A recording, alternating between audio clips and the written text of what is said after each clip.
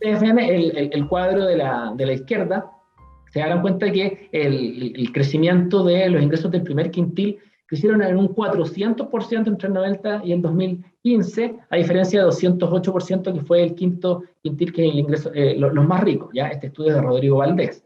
Después la caída en el índice Gini, gracias precisamente al crecimiento económico, bajamos del 57 al 46,6, gracias también al crecimiento económico. Permítame reparar acá en un tema de movilidad social que es tan importante. En un estudio que hizo la OCDE, identificó a Chile como un verdadero ascensor social.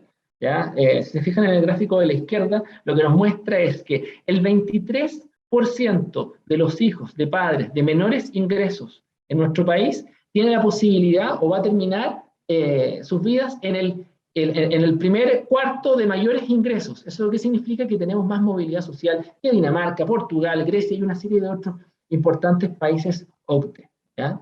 Entonces ahí está de nuevo reflejada la importancia del crecimiento económico. Lo mismo en la caída en los chilenos en situación de pobreza, pasamos de un 29% en 2006 a menos de un 9% en 2017, y la composición de los distintos estratos sociales.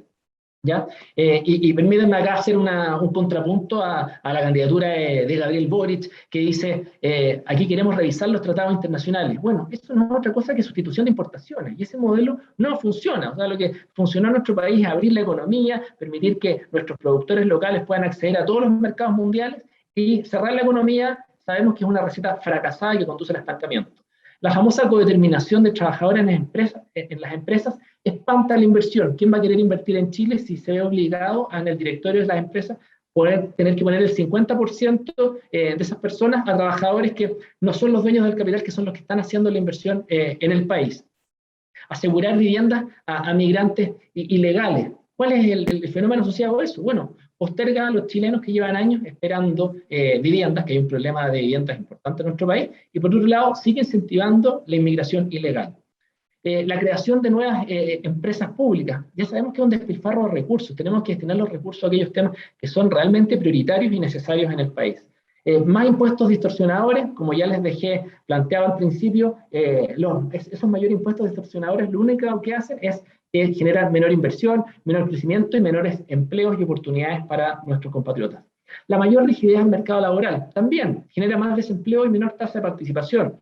Lo tengo más adelante en la presentación, pero aquí importante es que toda persona que quiera trabajar pueda hacerlo, y eso implica poder trabajar desde la casa, en buen formato presencial, híbrido, teletrabajo. Tenemos que facilitar que la gente pueda trabajar y no complicarle las oportunidades. Y también este tema del ahorro, esta frase de verdad que es para el bronce: ahorros en cuentas individuales nocionales con solidaridad inter e intrageneracional, a la hora de hablar de pensiones. ¿Qué significa esa frase tan engorrosa de cuentas nocionales con solidaridad inter e intrageneracional? Lo único que significa en simple es que te van a dar un vale por, y que los fondos que cada persona va a estar entregando van a ser usados para entregar otras pensiones. Por lo tanto, es un sistema de reparto en el que los fondos ya no son del trabajador, sino que van a esta bolsa común, y después ojalá nos dé tiempo para hablar de lo que es realmente importante para lograr mejores pensiones en el país. Y una idea de un Eduardo, filósofo muy relevante, Karl sí, Popper: sí. luché por la igualdad hasta que descubrí que en la lucha por la igualdad se perdía la libertad. Y después ni siquiera había igualdad entre los no libres, como vemos, por ejemplo, pasa en Cuba o Venezuela, donde los no libres tampoco tienen igualdad porque ven como el poder político, ¿no es cierto?, bien como príncipes, en vez de estar trabajando por sus ciudadanos. Las cosas Sí. en fácil, respecto de qué es lo que está pasando en nuestro país, vemos con preocupación cómo por una parte una serie de empresas están repartiendo importante cantidad de dividendos.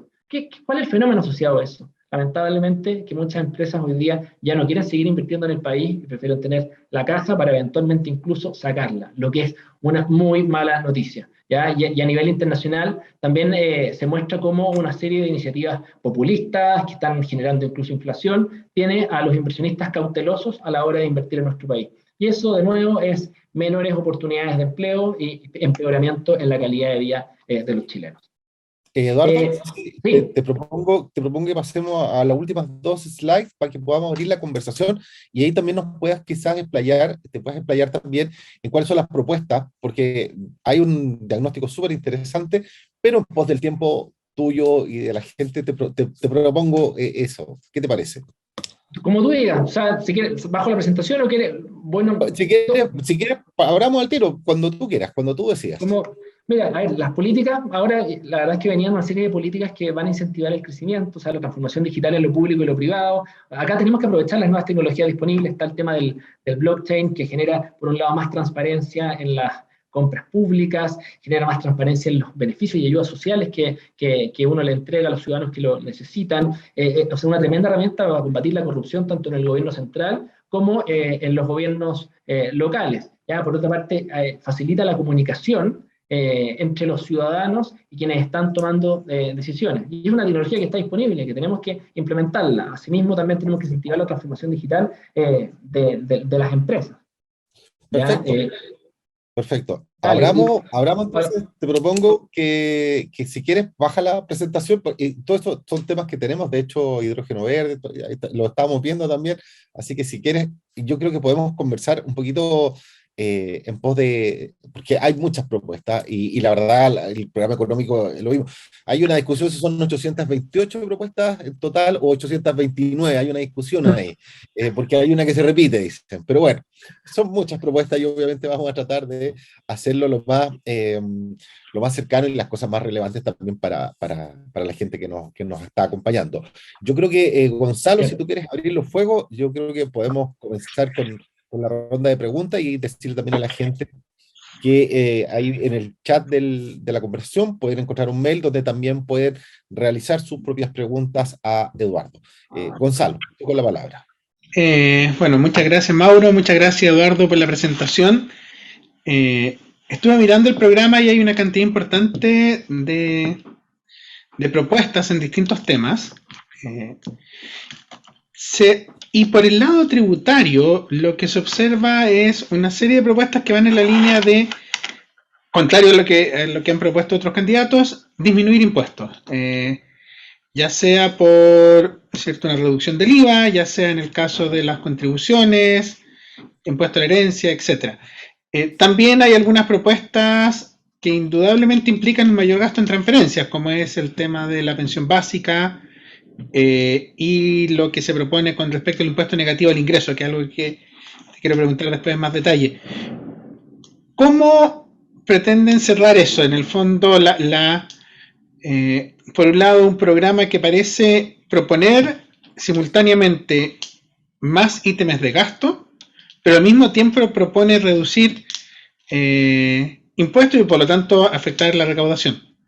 En un escenario donde ya estamos en una situación fiscal que no es la de hace 10 años, como tú bien dijiste. Bien, si quieres comparto para facilitar el tema numérico. Digamos, Eduardo, te propongo que lo conversemos nomás, que tú nos vayas comentando para que vayamos reduciendo también el tiempo, porque si no se nos va a ir el tiempo. Bueno, perfecto, dale. Mira, baja nomás la presentación si quieres y vamos con la conversación. Ok. A ver, respecto a los números, también para ser muy preciso, el impuesto cero a las pymes y la reducción tributaria del 27 al 17% implica una reducción de 5.000 millones de dólares en recaudación. ¿Ya? Para echar una idea, por cada punto de reducción del impuesto a las empresas son 500 millones de dólares. ¿Ya? La baja del IVA, que nosotros las pensamos hacer de manera gradual, pero una vez que esté llevada completa, que son de 2 puntos, involucra recursos por 2.300 millones de dólares. ¿Ya? Y la baja de contribuciones, que también es algo que queremos hacer gradual, de manera más gradual, implica una menor recaudación de 1.500 millones de dólares. Eso suma 8.800 millones de dólares. Bien, el contrapunto de esto es la mayor recaudación por crecimiento económico. ¿Ya? Las políticas pro crecimiento, ¿ya? Y por eso es importante adentrarse en cada una de ellas, porque el crecimiento económico no llega solo, ¿ya? No basta con una buena declaración de intención, uno tiene que hacer cosas concretas para que eso suceda, ¿ya? Nos va a permitir crecer 5 puntos más por año, ¿ya? Un punto de mayor crecimiento implica una recaudación adicional en torno a aproximadamente a 600 millones de dólares. Por lo tanto, 5 puntos más involucran una mayor recaudación de 3.000 millones de dólares. ¿Eso qué significa? Que al cuarto año de gobierno, una mayor recaudación fiscal va a estar en torno a 13.000 millones de dólares. Lo que, por cierto, es un número bastante superior a los 8.800 que les mencionaba previamente. Y ahora para hablarlo en simple, porque cuesta de repente entender esto, ¿cómo puede ser que si yo bajo impuestos recauda más? ¿Ya? Y nosotros tenemos una analogía bien simpática que es ser una especie de Netflix de la recaudación. ¿Ya? ¿Qué significa eso? ¿Ya? Si quienes nos están escuchando tuviésemos que fueran los dueños de Netflix y quisieran obtener la mayor cantidad de recursos con este negocio, ¿cuál es el precio óptimo de la tarifa de Netflix? ¿Ya? Si yo pongo una tarifa muy alta, claramente por cada usuario voy a recaudar más, pero voy a tener una base menor de usuarios. ¿Ya? Lo que nosotros estamos diciendo es que en el caso de Netflix bajamos la tarifa y con eso vamos a tener un Q mucho mayor. Por lo tanto, cuando yo multiplique el P por Q, va a ser mucho más interesante el resultado que el que tendríamos con un precio más alto. Respecto a la discusión incluso más ideológica, ¿ya? Es como si uno mirara, ¿qué me interesa a mí? ¿El margen de venta? O sea, el tema de utilidad dividido por las ventas, quiero que ese número sea más grande, o me interesa la utilidad total. ¿Ya? Y llevándolo al producto, ¿qué me interesa más? ¿Que la recaudación sea mayor como porcentaje del PIB, o me interesa que la recaudación en términos absolutos sea más grande? ¿Ya? A nosotros lo que nos interesa es que el monto de recursos que disponga el Estado sea mayor. ¿Ya? Para nosotros los impuestos no son una obsesión, no son un fin en sí mismo, sino que son solo un medio para poder hacer políticas públicas. Y eso viene de la mano, además, de que el mayor crecimiento económico, como se lo decía al principio, permite a mucha gente, por sus propios medios, salir de la pobreza, ¿ya? Y tener mejores condiciones, ¿ya? Y a los que están bien hoy día pueden estar mejor en el futuro. Por lo tanto, todavía es mucho mejor lo que se puede hacer en cuanto a políticas públicas, dado que son menos los que están en el primer eslabón y necesitando las ayudas del Estado. ¿Ya? Entonces, creo que de esta manera queda redondito explicado todo este tema de crecimiento económico. Mauro, ¿quieres decir algo? Sí, yo quisiera saber, en un eventual gobierno de José Antonio Kast, ¿cuál sería el rol del Estado en la economía chilena? Porque uno ve mucho privado, digamos, y el Estado, ¿dónde lo colocamos? ¿Cuál sería su rol en este caso? No, a ver, el Estado juega un rol muy importante, no solamente dentro de la economía, sino que a nivel del país completo, ¿ya? Lo hablábamos antes de cómo el Estado tiene que propender a dar certezas jurídicas, ¿ya? A quienes hoy día quieren desarrollar inversiones. Tiene que dar seguridades, ¿ya? Hoy día vemos cómo, lamentablemente, la delincuencia, terrorismo, narcotráfico se han apoderado de muchos de nuestros barrios y de las calles, ¿ya? Es importante que el Estado garantice la seguridad para que las familias puedan ir tranquilas a una plaza, no tengan un portonazo todos los días que salen las noticias, ¿no sé? O sea, el Estado tiene que jugar un rol muy importante. El punto Pero es en la que economía propiamente tal, porque eso es la seguridad, pero en la economía, ¿cuál sería el rol? Porque también la propuesta es reducir el Estado, se propone vender algunas empresas estatales, en fin, es decir, la reducción en el aspecto económico del Estado, en la en el aspecto incidencia de la vida económico, pública, se plantea reducirlo, digamos. Entonces, la pregunta es, ¿qué rol jugaría en la economía, digamos? sí, por eso, nosotros entendemos al Estado dentro de la economía como un promotor de la iniciativa privada. Y no queremos que el Estado nunca obstaculice y le ponga barreras al emprendimiento, a la creación de startups. Y por eso es que incluso tenemos políticas que van a promover el que se desarrolle innovación, que tengamos gente que esté creando nuevos negocios, nuevas iniciativas. Tenemos que desde el Estado poner un marco regulatorio que promueva la capacitación continua, tanto bueno, de quienes están estudiando como también de quienes están trabajando, y eso va a apuntar a la productividad, ¿no es cierto?, que es un tema en el que estamos súper al debe como país. También, por ejemplo, para lograr aumentar la tasa de participación laboral, sobre todo en el caso de mujeres, jóvenes y adultos mayores, es importante hacer reformas a cómo funciona el día del mercado laboral. ¿Ya? También hay iniciativas desde el Estado en el que alargando, extendiendo ciertas jornadas escolares, también se le da más herramientas y posibilidades a que las mujeres puedan acceder al mercado laboral. ¿Ya? Muchos creen que solo con la sala cuna está resuelto el problema, y no, porque muchas veces las familias no solo tienen un hijo. ¿Está en el programa extender la jornada escolar? Está, Sí, porque sí, sí. sí. Sí, o sea, tenemos contemplado que hay que tratar de homologar los distintos niveles de las etapas escolares, homologar los horarios para definitivamente facilitarle, sobre todo a las mujeres que muchas veces mayoritariamente tienen este rol en el hogar, a poder participar del mercado laboral. ¿Ya? Y lo mismo Claro, con la pero legislación laboral, permitir que jóvenes y adultos mayores puedan participar del mercado laboral. Tenemos que lograr que la tasa de participación en Chile sea más alta.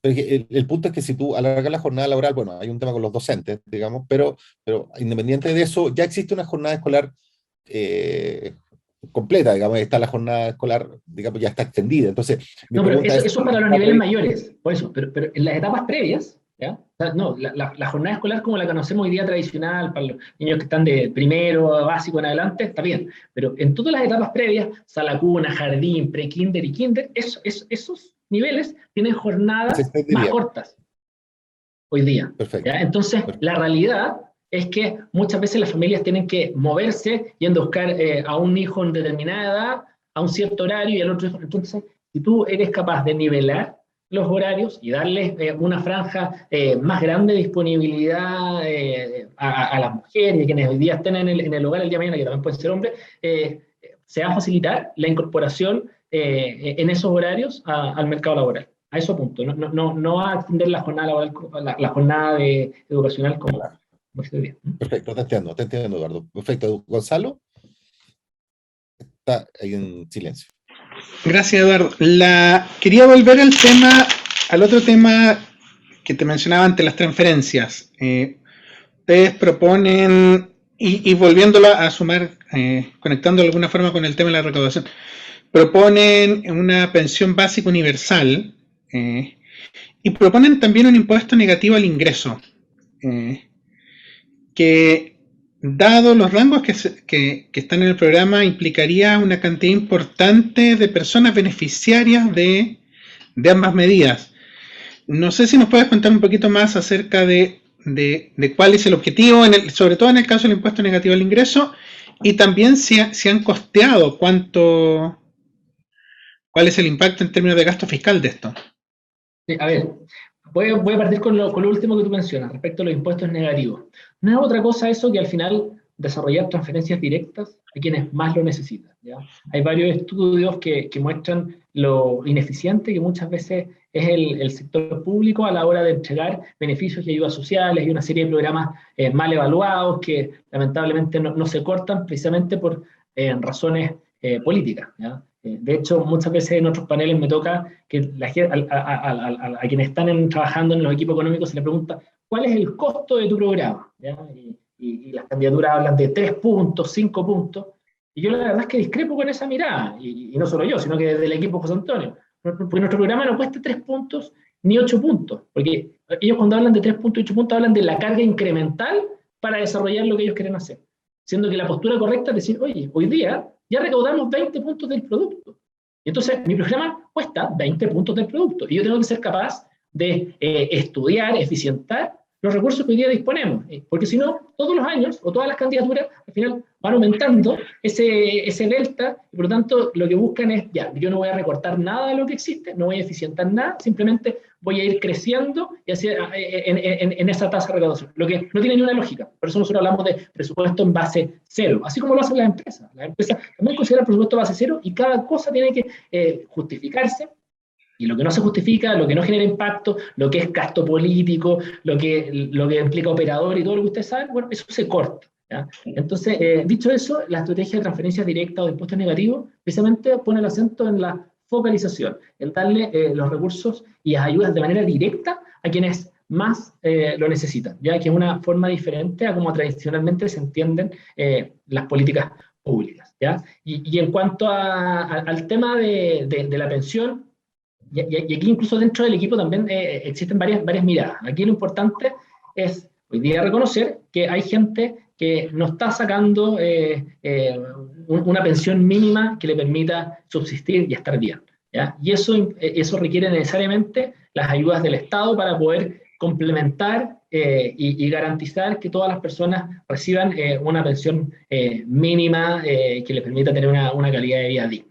Y en eso yo creo que en general todas las candidaturas están bastante de acuerdo. Ahora, ¿tú cómo logras eso? Hoy día yo diría que hay dos grandes caminos y la verdad es que nosotros en eso somos súper pragmáticos y abiertos a la discusión, pero una alternativa es complementar la pensión que hoy día reciben las personas con lo que hayan ahorrado, para, de manera desde que el Estado uno pueda complementar esos ingresos y llevarlo a un monto adecuado, ¿ya? Y por otro lado está la idea de una pensión básica universal, que en definitiva le garantizaría a todos los chilenos, que independientemente de lo que hayan ahorrado o no, una vez que lleguen a una determinada edad, poder acceder a esa pensión, ¿ya? Como todas las cosas en la vida, cada iniciativa tiene su lado positivo y su lado negativo, ¿ya?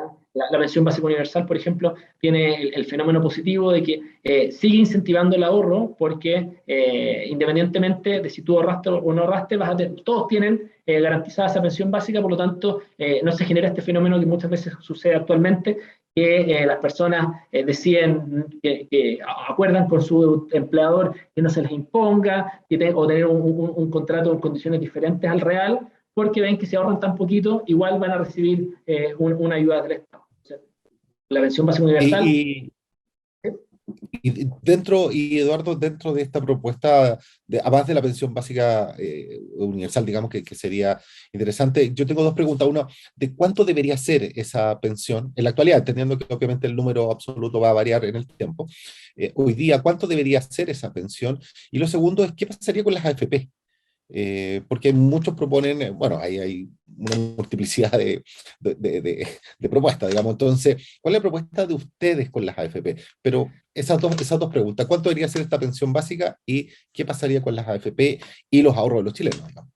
A ver, siendo muy claro y hablando con mucha verdad, dependiendo de cuál sea el criterio que finalmente uno utiliza, es a cuánto te alcanzan los recursos. Si uno quisiera complementar la pensión que saca cada uno de nuestros compatriotas y quisiera llevarla a un nivel mejor, ¿ya? Uno, al complementar ingresos, son menos recursos, por lo tanto uno podría aspirar a llevarla al salario mínimo, ¿ya? Si uno está complementando ingresos, ¿ya? O sea, deberían estar empatados, digamos. Efectivamente, eso es lo que nosotros tenemos internamente. O sea, que si uno complementara ingresos, podría llevar la pensión hasta el salario mínimo, ¿ya? Y por otro lado, cuando uno habla de dar pensión universal, que es diferente, uno está partiendo sin considerar, ¿no es cierto?, los ahorrados por las personas, por los trabajadores. Esa pensión universal no te da para garantizar el salario mínimo, sino que probablemente habría que estar más cerca de la línea de la pobreza, ¿ya? Y garantizarle a todos los trabajadores una pensión independientemente de cuánto ahorraron de la línea de la pobreza, y sobre eso está el ahorro individual, ¿ya? Finalmente, ¿cuál de las dos políticas es mejor? La verdad es que, como les comentaba antes, y por eso quería hablar con mucha verdad respecto a los temas técnicos involucrados, amerita una discusión relevante a a nivel político, a nivel técnico, porque cada una tiene sus particularidades y sus virtudes, ¿ya? Dicho eso, en cuanto al sistema, porque esa es la parte del Estado y cómo tiene que complementar a los que más lo necesitan y cómo ayuda, ¿ya? Yo creo que en eso hay relativo acuerdo, ¿ya? Pero vámonos a la parte relevante de tu pregunta, que dice relación con qué pasa con los ahorros de las personas que van contribuyendo, ¿no es cierto?, mes a mes, hoy día en una cotización individual, ¿ya? Y aquí hablar con mucha verdad, ¿ya? Hoy día el problema que tenemos respecto de las pensiones, ¿por qué las pensiones son bajas?, ¿ya? Es porque finalmente el monto ahorrado después de que una persona trabajó una buena parte de su vida, o trabajó toda la vida, es porque el monto ahorrado que logró acumular no alcanza a pagar los flujos de todo el tiempo que esa persona va a estar sin trabajar, ¿ya? Y esa es la verdad, ¿ya? Aquí no es que alguien se haya robado los fondos, no, sino que simplemente lo que yo fui ahorrando mes a mes, ¿ya? Una vez que llega la edad de jubilación, ¿ya? Ese monto total no alcanza a poder pagar un monto, una mensualidad adecuada, una pensión adecuada por todo el tiempo de vida que le queda a esa persona. Entonces, ¿cuáles son los problemas asociados? ¿Ya? Por una parte, está archi demostrado que hay una serie de lagunas previsionales que tienen muchas personas. O sea, la gente no ahorró por 30 años, por 40 años, sino que tuvo muchos espacios en los que no tuvo el trabajo formal, por lo tanto no tuvo esa imposición, por una parte, y eso ha generado que al final cuando llega la edad de jubilación, no tengan los ahorros suficientes. Y por otro lado, está el fenómeno que la expectativa de vida hoy día ha aumentado, ¿ya? Por lo tanto, el monto que se requiere acumular tiene que ser mayor al que se tenía presupuestado originalmente. Entonces, cuando tú reconoces que ese es el verdadero problema de las pensiones en Chile, puedes atacar el problema y no quedarte con los temas ideológicos que muchas veces acaparan la agenda y sacan portada. ¿Qué significa eso? Que claramente puede ser necesario aumentar la tasa de cotización, ¿ya? Para que efectivamente uno mensualmente vaya ahorrando más, ¿ya? Y por otro lado, vincular la tasa, la expectativa de vida a la edad de jubilación de las personas. O sea, si Eso yo, requería a las personas, no a las empresas, entiendo. O sea, esa mayor cotización sería solo de las personas, porque mira, ahí por algunos proponen que ejemplo, sea mezclado, que una parte sea la gracias por la persona, otra pregunta, parte sea la gracias por la empresa, otra pregunta. el Estado. Sí, siempre se discute o se comenta de quién va a ser costo. Uno puede hacerlo de costo del empleador, pero al final es de costo del trabajador, da lo mismo quién sea el que lo pague, ¿ya? O sea, cuando uno dice, oye, esta mayor tasa de cotización es de costo del empleador, ¿ya? Y de una u otra forma igual termina afectando al trabajador por las posibilidades de que crezca su salario, o sea, igual lo está pagando, ¿ya? No, sé que, pero sí, sería de cargo del empleador porque finalmente él es el que destina o que captura, retiene esos fondos, ¿ya? Entonces, ¿qué quiero, habiendo puesto este marco conceptual, que es súper importante y que ojalá la mayor cantidad de gente entienda lo que hay detrás, es que hoy día, a la hora de hablar del sistema de AFP, ¿qué es lo que ha pasado en la realidad? Cuando llegan a la edad de jubilarse, los fondos que existen en las cuentas individuales de las personas, más de 2/3 vienen por rentabilidad, ¿ya? Y menos de 1/3 es por los aportes que cada uno de sus trabajadores hizo mes a mes.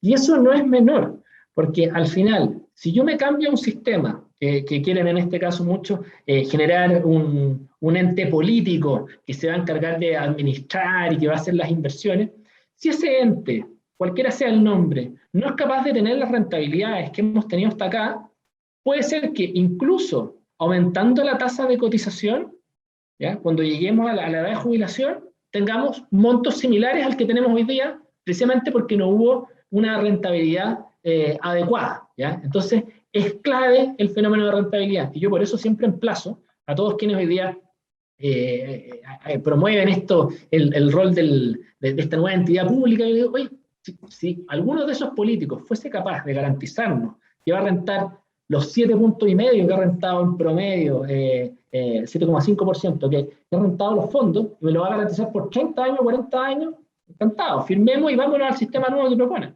Pero ¿cuál es la realidad? De que si termina rentando ese nuevo sistema, no un 7,5, sino que un 4% o un 5% en promedio por 30 años, al final, aun cuando hayamos cotizado más porque nos aumentaron la tasa de cotización, el resultado al final va a ser el mismo. Y por eso la importancia de hablar con verdad, ¿ya? Y decir, oye, acá es vital aumentar, ahorrar más, pero también que las tasas de multiplicación de los fondos sean similares a las que hemos tenido hasta acá. Y es más, yo tengo un cuadro que, no sé, dado que me están pidiendo que no compartamos, pero para que se hagan una idea, o sea, el símil de un 7,5 en 30 años, ¿ya? Con una cotización del 10%, puede ser igual a un 4,5 con un 16% de cotización en 30 años. O sea, el resultado es exactamente el mismo. ¿Cuál es la diferencia? Que al final, cuando yo veo los fondos totales acumulados, en vez de haber aportado menos de 1/3 en esos fondos totales, si rentamos un 4,5 va a ser prácticamente la mitad, ¿ya? Y eso es muy decidor en cuanto a las pensiones que yo puedo dar. Por lo tanto, ¿cuál es el desafío si de verdad la preocupación genuina es que la gente pueda aspirar a mejores pensiones? Que la tasa de rentabilidad de lo invertido sea la más alta posible, ¿ya? Y no estar usando o pensando ya en usar esos fondos para fines políticos, ¿ya? Y pueden ver declaraciones de distintos candidatos, cómo ya se les ocurre invertir o incentivar en ciertas cosas que muchas veces son de bastante dudosa rentabilidad, por una parte, ¿ya? Por otra, cuando se nos habla de un fondo común, no se le está dando a las personas la posibilidad de que en la etapa temprana puedan invertir en cosas que tienen más volatilidad, que tienen más riesgo, pero que generan más retorno, sino que todo un fondo común, por lo tanto la rentabilidad en promedio también va a ser más baja. ¿Ya? Entonces, de nuevo vamos apuntando a que como estos fondos, nuevo gran fondo que algunos promueven, nos va a llevar necesariamente a rentabilidades más bajas, por lo tanto el mayor efecto en tasa de cotización no se va a ver. Y finalmente está este componente de llamado solidaridad inter e intrageneracional, que no es otra cosa que pegarle más caso a lo que está ahorrando o lo que está depositando cada persona en su cuenta hoy día individual para poder repartírselo y entregárselos a otros, porque van a utilizar esta rentabilidad promedio para todos. Entonces, si queremos abordar el tema de pensiones en serio, lo que importa es aumentar algo la tasa de cotización, buscar que la rentabilidad de los fondos ahí sea la mayor posible y vincular la expectativa de vida con la tasa de jubilación. Porque si yo ahorro por 20 años y después tengo una expectativa de vida de otros 20 años más, se entenderán que es imposible, habiendo ahorrado el 10% de mis ingresos, tener el mismo ingreso después por vivir otros 20 años más. ¿Ya? Y por eso es importante que también se haga la bajada técnica y gráfica de lo que realmente pasa en materia de pensiones. Y por eso es que al final el sistema de capitalización individual ha sido copiado y replicado en muchas partes del mundo. Ahora, si la institución se llama AFP, Afore, o da lo mismo, ¿ya? Y ahí eso se lo dejamos a los políticos y a las señales que quieran dar y lo que muchas veces tiene más rating, ¿ya? Pero hablar con verdad implica que nuestros fondos renten más para que se multipliquen y después también vincularlos con cuántos años de verdad vamos a vivir posterior a nuestra etapa de jubilación. Me queda claro. Gonzalo, sí.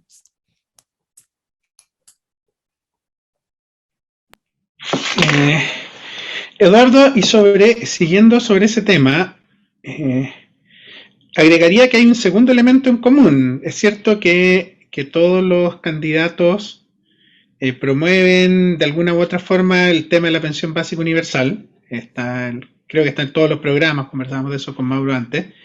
Pero también indirectamente ustedes tienen otra cosa en común, que pareciera ser que están promoviendo el fin de las AFP, porque están proponiendo esta separación entre las entidades que se dedican a la inversión y las entidades que se dedican a la recaudación. ¿Podría elaborar sobre eso? Elaboro sobre eso. A ver, nosotros creemos que definitivamente las cosas se pueden hacer mejor, ¿ya? Y por eso, de nuevo, no tenemos ningún tema ideológico con la AFP. Si le viene una institución que puede hacer las cosas mejor, fantástico, incorporémosle. Si hay que sacarlas, se sacan. O sea, acá lo importante, más que la AFP, es el concepto de cotización individual y que los fondos son del trabajador y hay que buscar la mayor rentabilidad de esos fondos, ¿ya? Cualquier otra cosa que se pretenda hacer con los fondos de ahorrados, incentivar ciertos negocios que no son rentables o utilizarlo para temas políticos, efectivamente nos saca del foco de la discusión.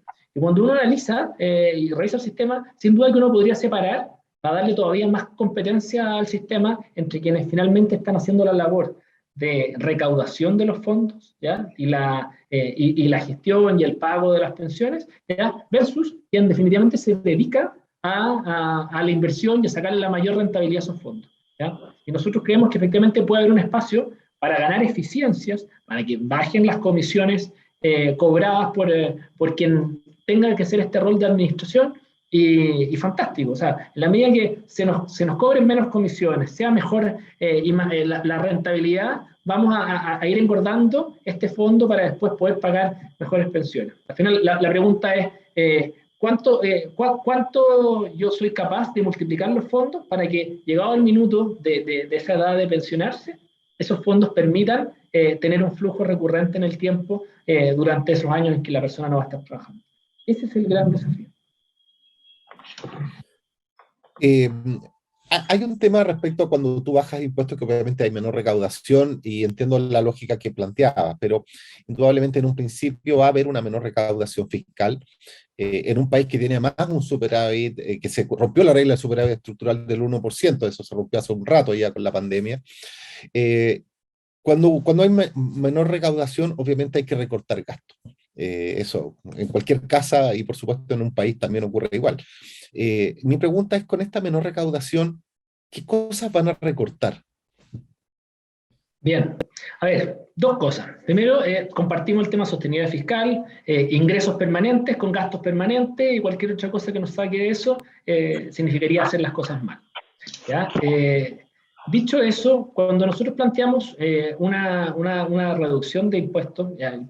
El efecto que va a tener eso va a ser inmediato, pero inmediato en cuanto al shock reactivador y de inversión y de flujos de capitales que van a llegar a nuestro país.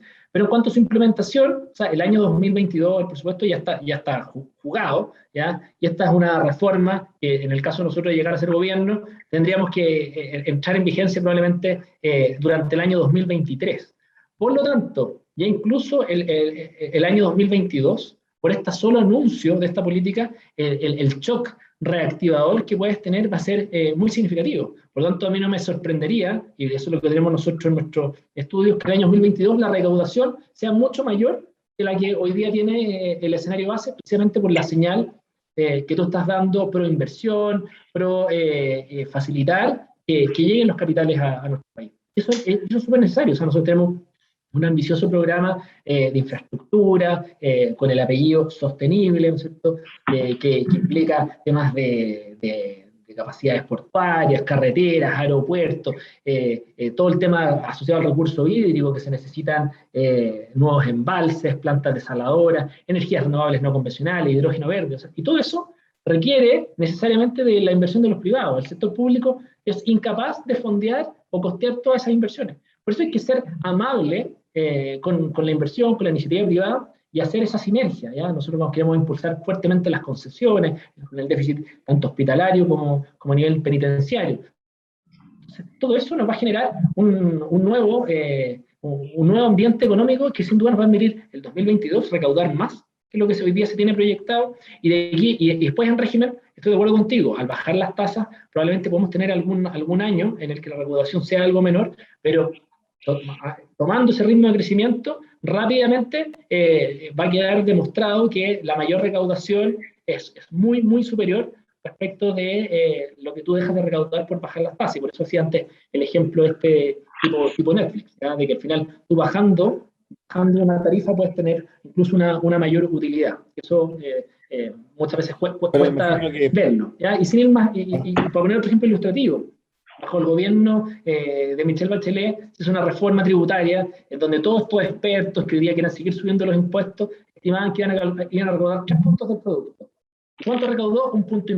¿Y por qué recaudó 1,5 puntos? Porque precisamente le pegó un frenazo a la inversión, al crecimiento. Entonces, eso era obvio, evidente, y muchos técnicos sí se lo hicieron ver, pero bueno, por criterios políticos, ideológicos, no lo quisieron hacer. Entonces, hoy día lo mismo, cuando yo reduzco los impuestos, el shock reactivador que vamos a ver va a ser muy significativo. Sí, perdona, una precisión ahí solamente que me llamó la atención. Ustedes han planteado vender algunas empresas del Estado. Y no deja de llamarme la atención que una de las empresas que se quiere privatizar es TVN. Me llama la atención y me gustaría saber un poquito por qué se plantea o se propone. TVN hoy día es el único canal con misión en Chile. Es decir, si tiene una obligación comercial, tiene una misión pública que ningún canal privado tiene. Si tú le quitas eso, quitas al país un canal que tiene una misión pública, que tiene una responsabilidad social. ¿Me puedes ahondar un poquito en ese tema?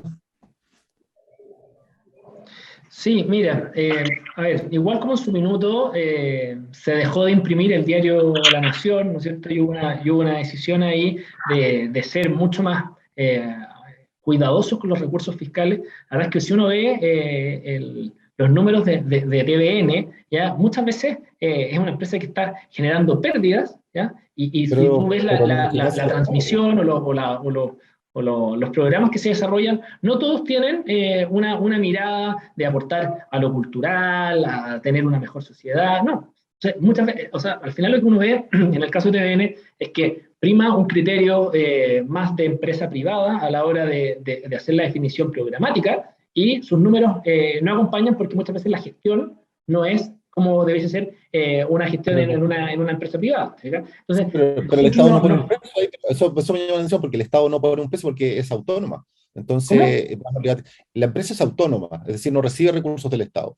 Por lo tanto, no es que las pérdidas que se generan ahí las asume el Estado, sino que las asume la propia empresa. Entonces, no se entiende mucho eso.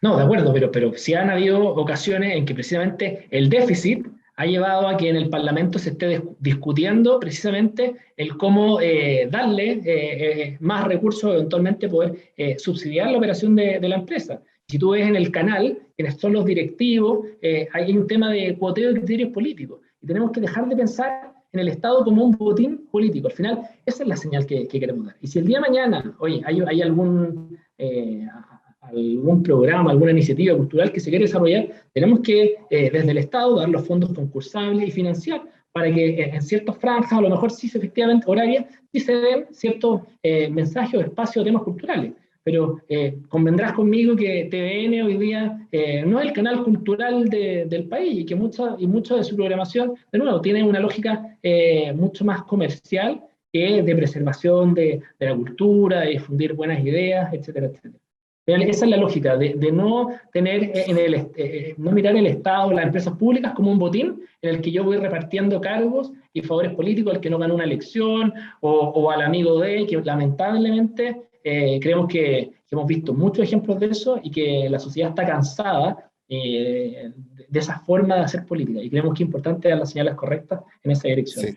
Sí, no, es un tema que da para profundizar más, porque ser público no quiere decir ser cultural, son dos cosas distintas, las misiones son diferentes, pero no nos quedemos ahí porque si no, obviamente es un tema que puede dar para mucho más y no solo ese, porque probablemente hay otras cosas que están en la vía. Yo le voy a pedir a Gonzalo que tomemos algunas preguntas del público, Nos han llegado preguntas de estudiantes, académicos, nos preguntan acerca de los aranceles a las importaciones. ¿Cómo se eliminarán los aranceles y cómo piensan solventar el subsidio de las cotizaciones en lo relativo al empleo juvenil? Se me entrecortó, ¿me preguntan por? ¿Cómo se eliminarán los aranceles a las importaciones y se solventará el subsidio de las cotizaciones en lo relativo al empleo juvenil? Te escuché entrecortado, aranceles. Sí. Aranceles y subsidio al empleo. Subsidio al empleo juvenil. Ese es el otro tema. Espero haber escuchado bien. Aranceles y empleo juvenil.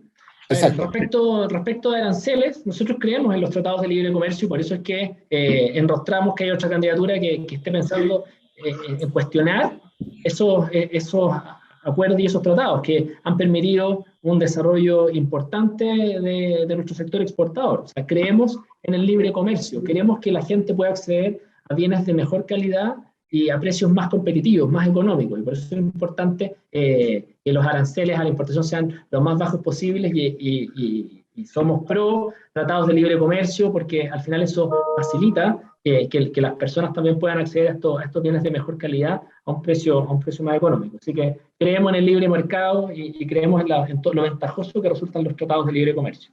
Y por otro lado, en cuanto al subsidio al empleo juvenil, sí, a ver, precisamente una de las mejores formas que uno puede estimular el empleo juvenil, sobre todo quienes muchas veces están estudiando y a la vez quieren trabajar, es precisamente dando las posibilidades que la jornada laboral pueda adaptarse a los horarios que tienen quienes están estudiando, ¿ya? De hecho, por ejemplo, una de las políticas que tenemos bastante consensuada es incluso eventualmente pagarle desde el Estado las imposiciones a aquellos salarios más bajos, precisamente en el ánimo de incentivar la formalización de los trabajadores, ¿ya? Que es un tema de nuevo sumamente relevante y lo vinculamos con el tema de pensiones que lo conversábamos recientemente. ¿Había algo más? Sí, nos preguntan también acerca de la inversión extranjera. Sí, o sea, a ver, la inversión extranjera, tengo un poquito de inestabilidad si estoy conectando el cable. No te preocupes, pasan esas cosas, no te preocupes. O sea, yo veo un poco inestable, espero que ustedes me escuchen bien. No, te escuchamos bien. La inversión extranjera, necesitábamos traer a las mejores y más grandes empresas del mundo a Chile para desarrollar los grandes megaproyectos de inversión que necesitamos. Yo algo ya les adelantaba en cuanto a infraestructura, carreteras, aeropuertos, concesiones de hospitalarios, penitenciarios. O sea, tenemos que hoy día, en el mundo actual, tú apretas un botón y los grandes capitales se mueven por el mundo.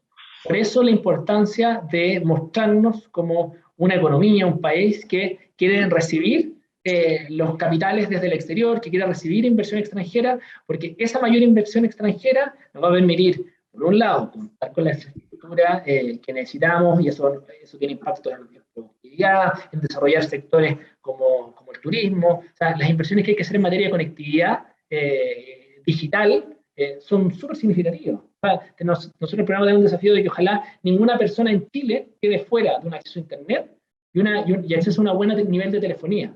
¿Ya? Y algunos pensarán, bueno, pero ¿qué importa eso? Es súper relevante, porque mucha gente que vive en lugares aislados, su única forma de conectarse con el mundo es a través de las tecnologías.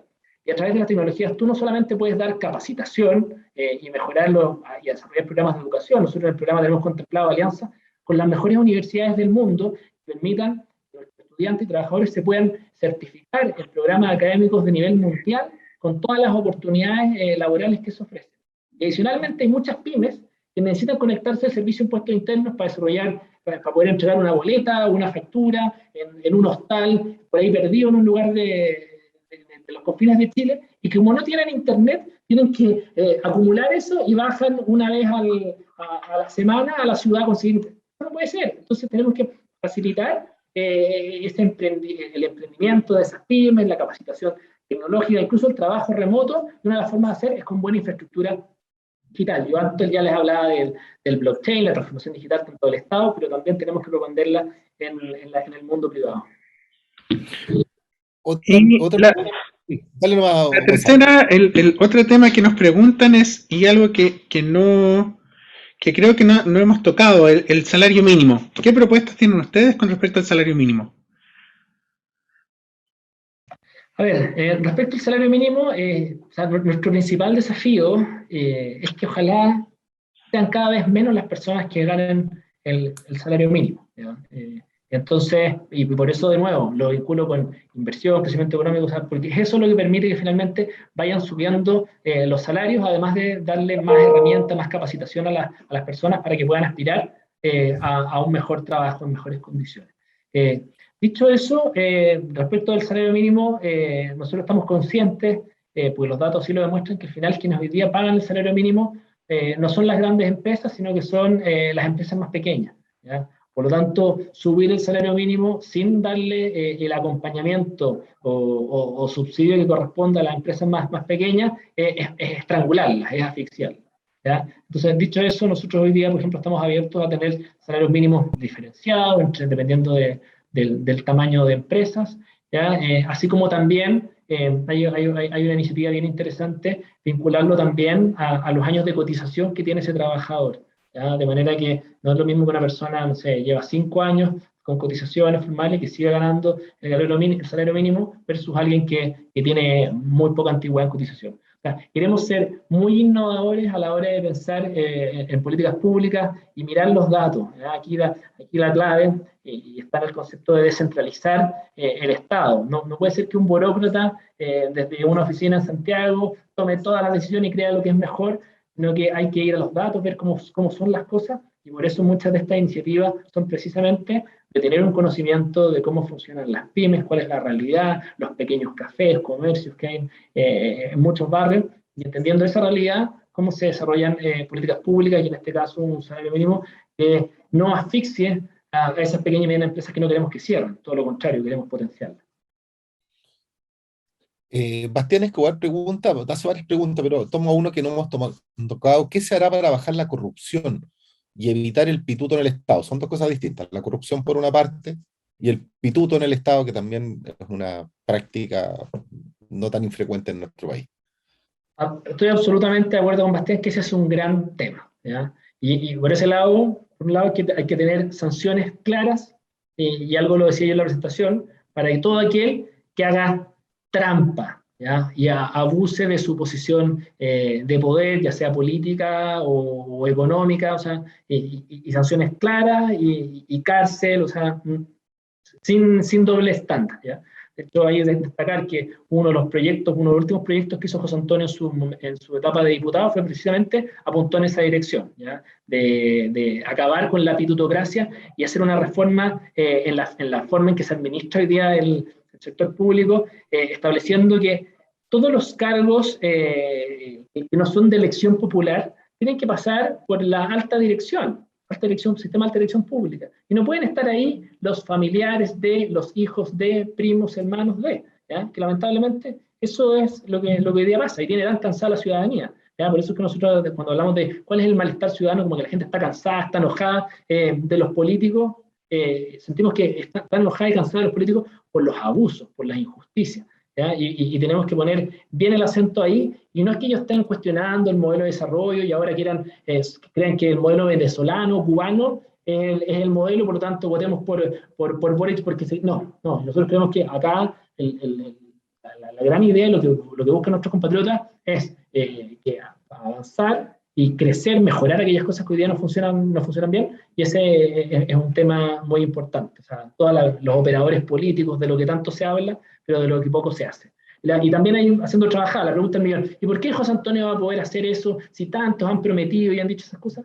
Bueno, porque hay pocos políticos en Chile que hacen lo que dicen lo que piensan y piensan mucho lo que dicen. ¿Ya? Y en eso José Antonio muestra una coherencia y una consecuencia a la hora de actuar que está a la vista en su trayectoria política. Lo mismo a la hora de hacer lo que hay que hacer. ¿Ya? Muchas veces hay que tomar decisiones que son políticamente muy cuestionables porque la ciudadanía o las encuestas o el rating dice otra cosa. Lo vemos en el tema del famoso cuarto retiro de las pensiones, que es una pésima política pública. Todos los asesores técnicos se lo dijeron a los distintos candidatos, y vemos que tanto la candidata Proboste como el candidato Boric haciendo caso omiso a lo que dicen los técnicos, con todo el impacto que tiene la inflación, que es el impuesto a los más pobres, ¿ya?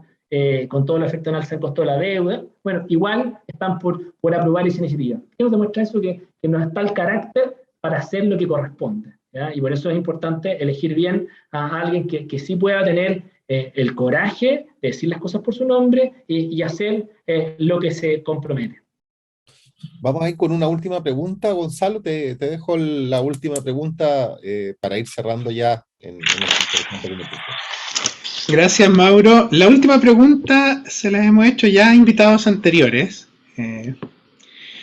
Y te quiero poner en el escenario donde el candidato que tú representas resulta ganador, y por lo tanto el 12 de marzo, ¿cierto? O el 11 de marzo en la tarde, asume un nuevo ministro de Hacienda, ¿cierto? Y supongamos a Eduardo Guerrero, ministro de Hacienda, que tiene que enfrentar un escenario que no es para nada fácil, porque por un lado está heredando cuentas fiscales bastante deterioradas en el último año,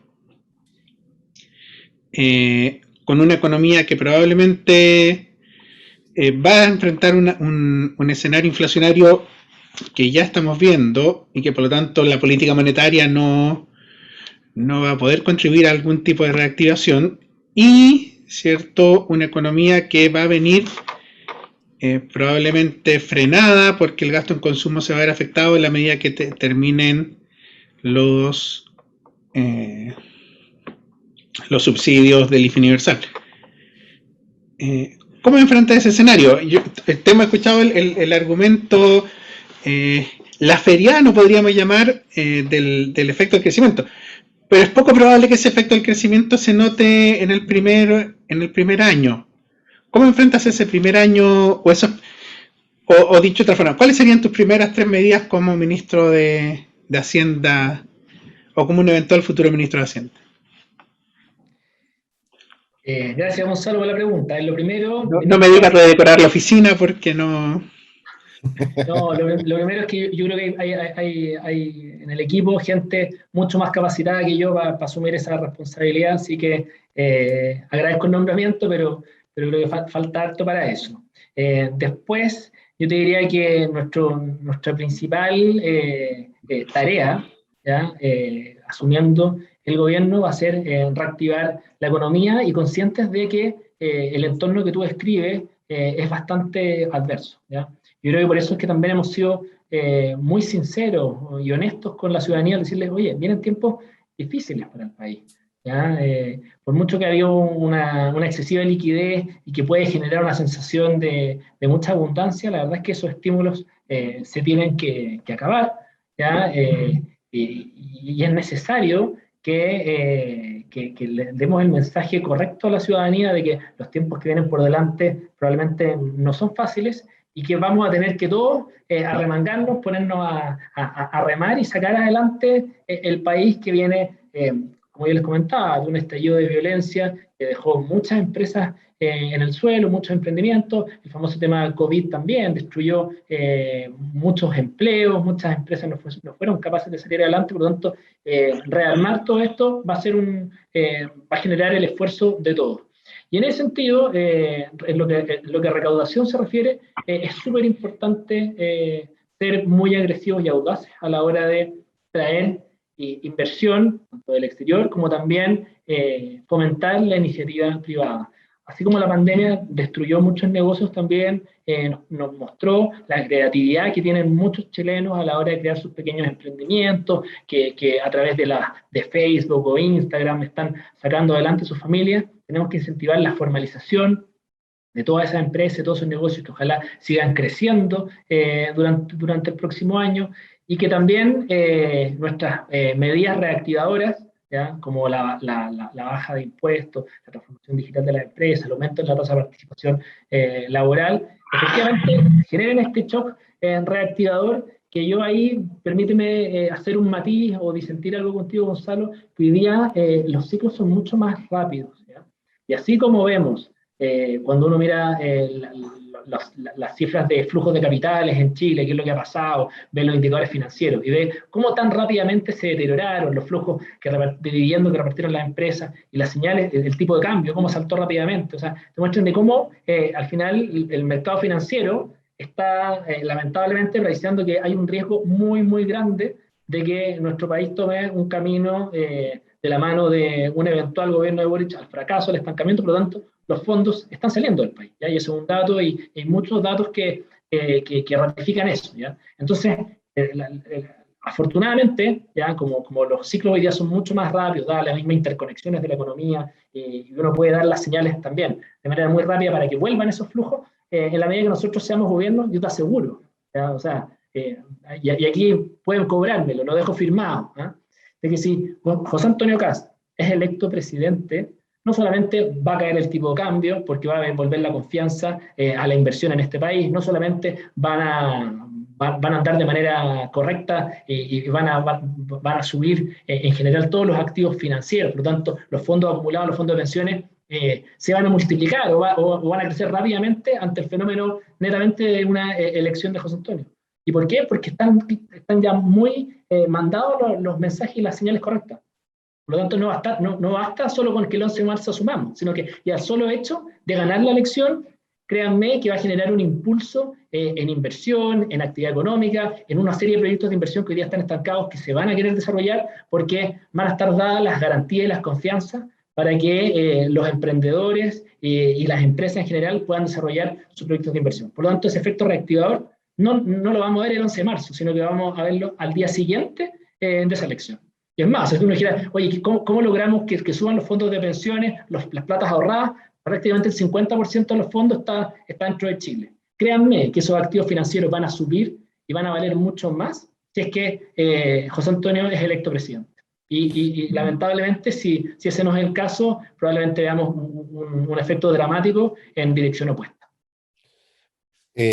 Bueno, Eduardo, yo te quiero agradecer también de paso a Gonzalo y a nuestra rectora por habernos acompañado, también a toda la gente que se conectó. La verdad, muy ilustrativa, por supuesto, nos quedan muchísimos temas, es entretenidísimo el tema, entonces uno podría estar hablando yo creo que toda la tarde, pero en respeto a tu tiempo y al tiempo también de la gente que está con nosotros, yo te quiero agradecer y de paso invitar también a toda la gente que está hoy para en la próxima semana, quien vendrá Hernán Frigolet, que es el encargado del programa económico de Yasna Proboste, y va a cerrar este ciclo de actualidad económica con estas elecciones presidenciales que se avecinan. Eduardo, muchas gracias por tu tiempo, espero encontrarte nuevamente, y Gonzalo, nos encontramos la próxima semana. Gracias, Mauro, muchas gracias, Eduardo, y gracias a todos quienes participaron hoy día, a todos quienes preguntaron, y como dijo Mauro, los esperamos también la próxima semana. Vale. Muchas gracias, Mauro, Gonzalo, por la invitación, a la Universidad de las Américas, a quienes nos siguieron por el streaming. Yo traté de hacer una presentación lo más lúdica, entretenida posible, porque muchas veces hay temas que son áridos, pero como les decía al principio, el mandato de José Antonio es que le expliquemos en fácil a la gente, y eso es lo que queremos hacer para demostrarles lo importante que es esta elección y cómo nos jugamos de verdad el futuro de nuestro país. Así que muchas gracias a todos por su tiempo. Gracias. Muchas gracias y muy buenas tardes a todos. Nos encontramos la próxima semana.